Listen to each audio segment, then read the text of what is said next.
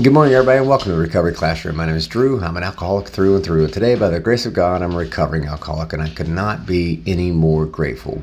If you are local to the Huntington, West Virginia area, tonight at 7 o'clock at Pea Ridge United Methodist Church, I want to encourage you to come on down and hang out with us. Check out the Crosstalk Tuesday meeting. It's just a group of like-minded individuals trying to get sober and stay sober. So it's unlike any meeting you've ever been to. I'm pretty confident in saying that. So again, that's tonight at 7 o'clock, Pea Ridge United Methodist Church. I want to talk this morning about fighting. I remember where I spent so much time, so much of my time, trying to convince people that I was not an alcoholic, trying to convince myself that I was not an alcoholic, trying to convince everyone that I had my shit together. Even though all the evidence to the contrary would suggest otherwise. All the evidence to the contrary told me that I didn't have nothing together. It was one of those things where it just became such a chore.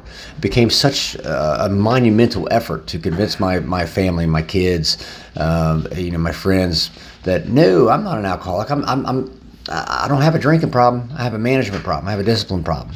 It became such a chore, and it was sometime around May.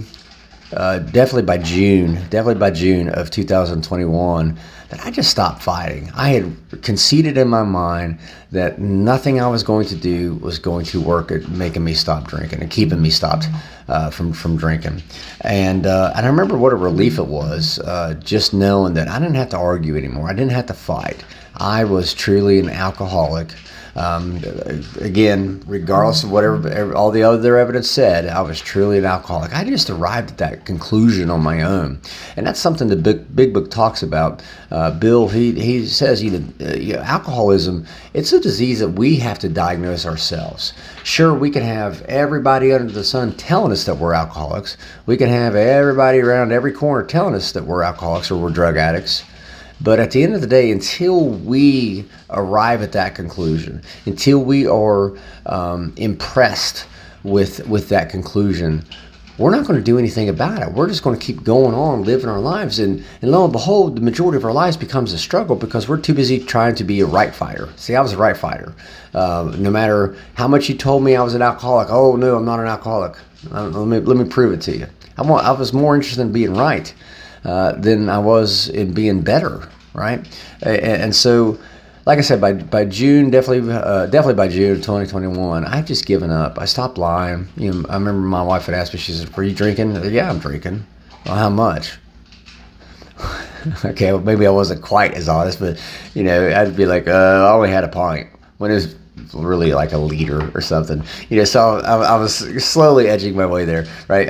But no, it was just such a relief, but it also prepared me for when I did come into the rooms and listen to everybody else share their experience, strength, and hope. Listen to everyone else talk about their struggles and their efforts to combat their addiction.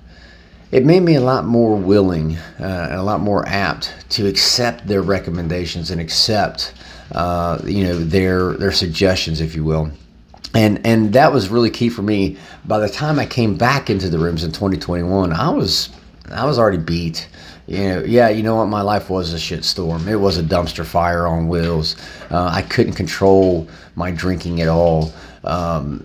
Absolutely. But then I had positioned myself around a group of like-minded individuals who were working just as hard and just as diligently as me to solve their addiction problem.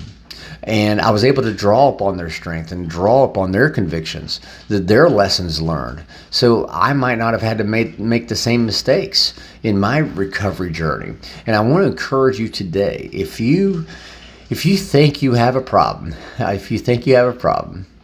you probably do. In all honesty, what's wrong with starting to hang out with a bunch of people who are just trying to get sober and stay sober? What's wrong with hanging out with a bunch of people that are just trying to better their lives? What could possibly go wrong with you, even though you may be questioning? What could possibly go wrong with you just showing up, hanging out, and listening to folks, talking to people, learning from their experiences, whether you apply that lesson or not? What could possibly go wrong?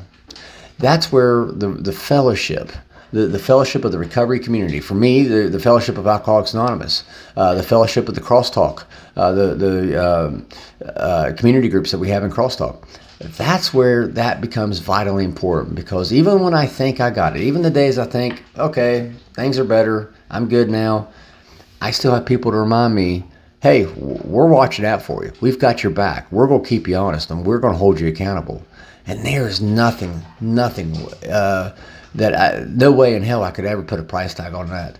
The friends, the acquaintances, the people I've met in the rooms in the fellowship, man, they not only are close to me, but they also keep me accountable and hold me accountable.